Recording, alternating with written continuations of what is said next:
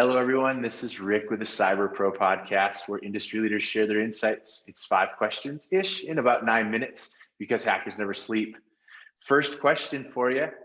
Who are you and what do you do? Hey, Rick, I'm Tina Gravel. I am a Senior Vice President with AppGate. I run the Global Channels and Alliances, which is an indirect sales business for the company. Thanks for having me. No, it's awesome to have you. Thank you so much. Question number 2, what's the coolest part about being an IT or cybersecurity professional? Well, I love what we do. We have technology that no one else has, which protects. It's around Xero Trust. It was invented around something called Xero Trust, which means trust no one, which is very cool to me. Network access, so let no one into the network unless you have determined that they are who they say they are.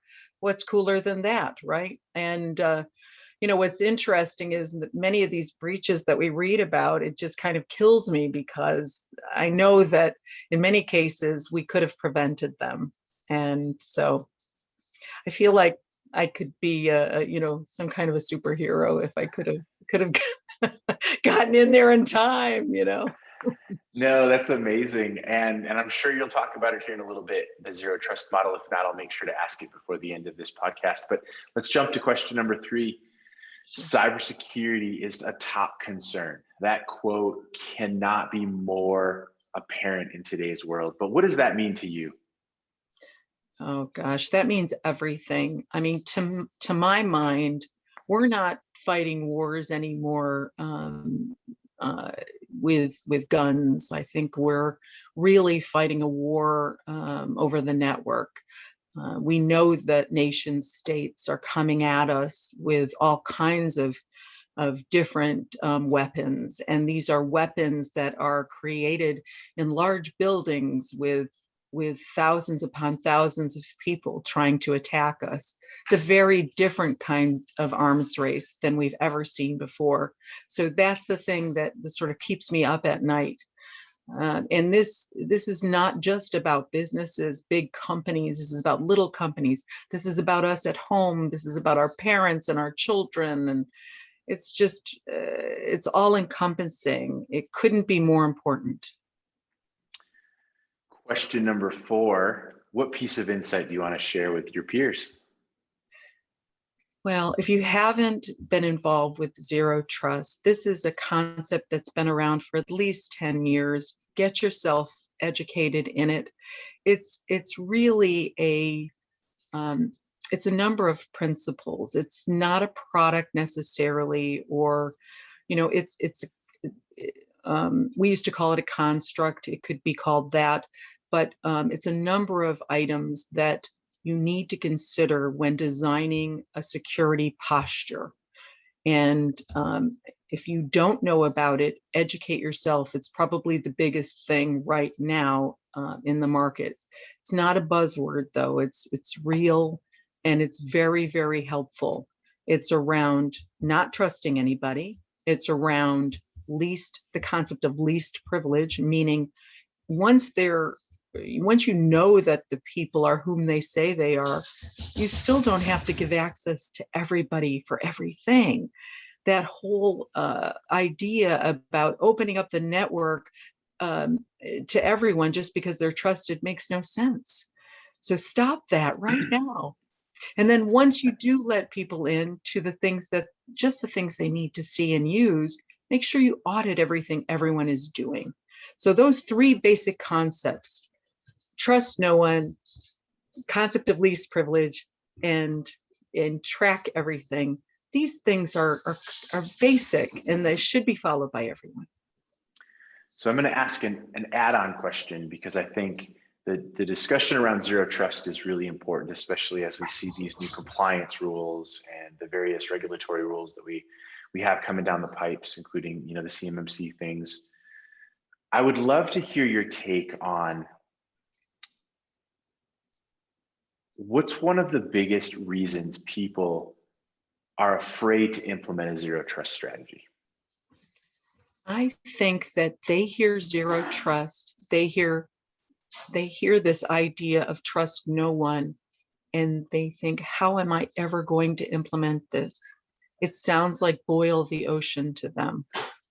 They don't understand that with a simple integration to some sort of LDAP or some sort of Active Directory, whatever it is they're using, they can get some basics down.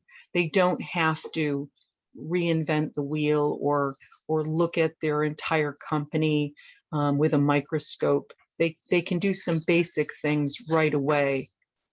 Frankly, lock it down completely and then start giving permissions back through Active Directory. It's not an impossible thing to do. But I think it's become a scary thing for them because it seems too complex. It's not. There are tools out there that can help. There are consultants out there that can help. There's a lot that can be done. I think that's a very insightful answer. I think a lot of people just take it as a monumental mountain to climb. And I think you put it in a really good way. So thank you for that. Question number 5, the fun question, the final question. What's your favorite piece of retro technology that just makes you smile? It makes me smile. I just love I love those phones that we used to play with, those round phones.